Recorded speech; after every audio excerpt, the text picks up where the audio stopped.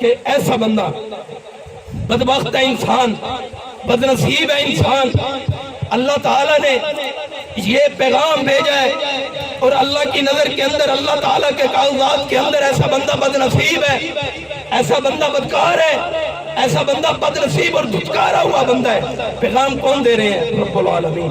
کس کے ذریعے دے رہے ہیں؟ روح الامین کے ذریعے۔ اور آمین کون کہہ رہے ہیں؟ حضرت محمد مصطفیٰ صلی اللہ علیہ وسلم۔ رسول اللہ صلی اللہ علیہ وسلم نے فرمایا، حضرت جبرائیل علیہ السلام نے کہا کہ میں بد دعا کروں گا 3 شخص کے لیے، تو آپ نے آمین کہنا ہے۔ تو رسول اللہ صلی اللہ علیہ وسلم نے فرمایا ٹھیک ہے، اللہ کا اذن ہے، میں آمین کہوں گا۔ تو حضرت جبرائیل علیہ السلام نے فرمایا ایسا بندہ بدبخت ہے، ایسا بندہ بدنصیب انسان ہے جس کی زندگی کے اندر ماہ رمضان آئے اور وہ ماہ رمضان کے آنے کے باوجود اپنے اللہ کو راضی نہ کر سکے، ایسا بندہ بدنصیب ہے۔ رسول اللہ صلی اللہ علیہ وسلم نے فرمایا آمین۔ اب دیکھیں رسول اللہ صلی اللہ علیہ وسلم نے احد کے میدان میں آپ کے دندان مبارک شہید ہوئے، بد دعا نہیں کی، گندی اوجری ڈالی گئی، بد دعا نہیں کی، آپ پہ کہ صحابہ پہ ظلم و تشدد کیا گیا، بد دعا نہیں کی، حضرت ابوبکر صدیق رضی اللہ تعالیٰ عنہ کو مار مار کے بے ہوش کیا گیا، بد دعا نہیں کی، رسول اللہ صلی اللہ علیہ وسلم کی انگلی مبارک کو شہید کیا گیا، بد دعا نہیں کی، حضرت زینب کو پیٹ کے اندر خنجر مار کے شہید کیا گیا، بد دعا نہیں کی، صحابہ کرام پہ ظلم و ستم ہوتے رہے، بد دعا نہیں کی۔ یہ کون سا مقام آیا جہاں پہ رسول اللہ صلی اللہ علیہ وسلم بھی بد دعا کر اٹھے ہیں؟ بدنصیب ہے وہ بندہ جو رمضان کی قدر نہیں کرتا۔ کہ ہم تو ایسے لوگوں میں سے نہیں ہیں، کہ ہم تو بدنصیب لوگوں میں سے نہیں ہو گئے۔ حضرات آئیے اپنے ایمان کو پرکھیے، اپنے ایمان کو دیکھیے کہ کیسا ایمان ہے۔ آگے آ رہی ہیں راتیں، لیلۃ القدر کی راتیں، چند باتیں اور اجازت۔ لیلۃ القدر آ رہی ہے، اللہ کو راضی کس طرح کرنا ہے، ایمان کو پتہ لگ گیا، اور راضی کس طرح کرنا ہے، اور وہ راضی کیسے ہوگا۔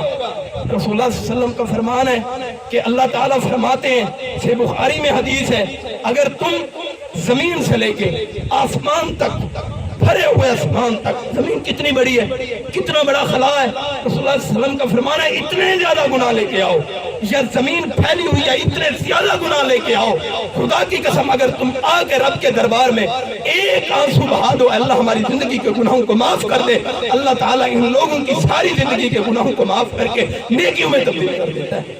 یہ ہے راضی، ایسے ہوتا ہے پھر اللہ راضی۔ لیکن ایمان ہو بندے کے دل میں، ایمان داروں کی توبہ قبول ہوتی ہے، بغیرت بندے کو توبہ قبول نہیں ہوتی۔ بغیرت، دیوس، بدکار، گندے لوگوں کے دلوں کے اندر ایمان موجود نہیں ہوتا، بلکہ نیک لوگوں کے دلوں کے اندر ایمان موجود ہوتا ہے، اور ایسے لوگوں سے ہی اللہ راضی ہوتا ہے۔ یہ ہے ایمان اور یہ ہے اللہ کے راضی ہونے کا مطلب۔ ابن البنانی رحمہ اللہ ایک بہت بڑے محدث فرماتے ہیں کہ حضرت سیدنا وائل بن حجر رضی اللہ تعالیٰ عنہ ایک خوبصورت لونڈی اپنی رمضان المبارک کی آخری راتوں میں آزاد کیا کرتے تھے۔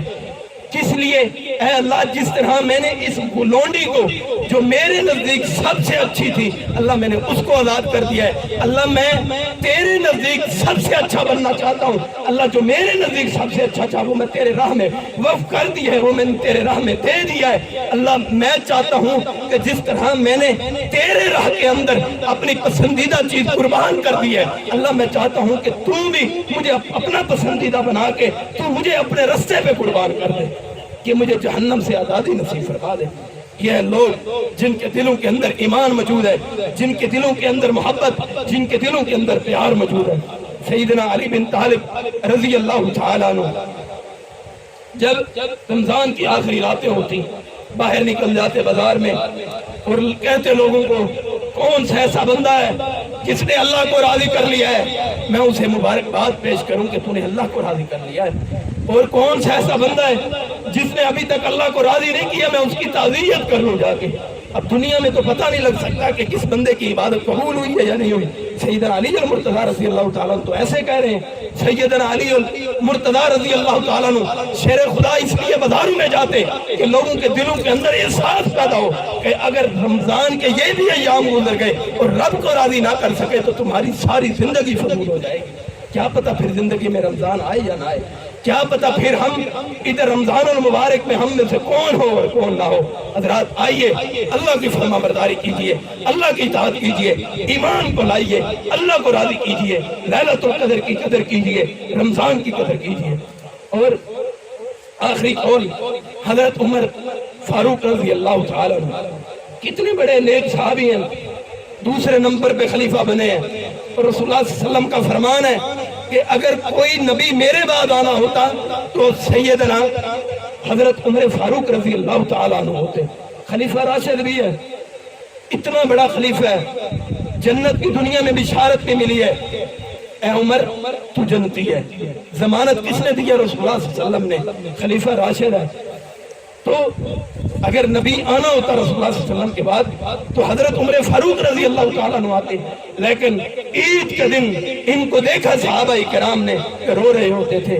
صحابہ کرام نے پوچھا کہ یار عید تو خوشی کا دن ہے، عید کے دن کیوں روتے ہو؟ فرمایا میں اس لیے روتا ہوں کہ 30 دن جو اللہ تعالیٰ نے دیے تھے، جو رمضان المبارک کے 29 دن تھے، وہ پتہ نہیں میں نے روزے رکھے ہیں، پتہ نہیں اللہ کے دربار میں قبول ہوئے یا نہیں ہوئے، جو میں نے عبادتیں کی ہیں، جو میں نے قیام کیا ہے، جو میں نے روزے رکھے ہیں، جو میں نے قرآن پڑھا ہے، جو میں نے زکوٰۃ دی ہے، جو صدقات کیے ہیں، جو میں نے اللہ کو راضی کرنے کے لیے جو کچھ خرچ کیا ہے، جو اللہ کی عبادت کی ہے، پتہ نہیں وہ اللہ کے ہاں قبول ہوئی یا نہیں ہوگی۔